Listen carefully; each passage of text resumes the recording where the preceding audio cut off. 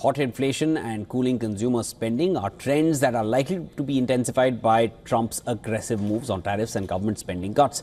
Stagflation fears are rising globally and in the US and will constrain the Federal Reserve's ability to cut rates further. More in this next report. The new week is going to be hectic. With 25% tariffs announced on foreign steel and aluminium, now extended to 25% levy on autos investors. Look for what else is subject to taxes on Liberation Day. This is when reciprocal tariffs will be announced on countries that have cheated America and will be in addition to the already announced measures. The crux of this issue is that US exports are hit by higher tariffs abroad than the equivalent foreign goods entering America. Reciprocal tariffs.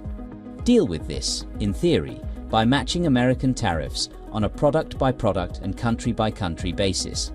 But that's hideously complicated to do in practice.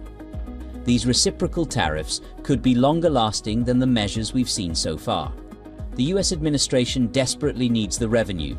For that, some tariffs have to end up sticking, and that's more likely to happen for countries with long-running and sizable trade deficits.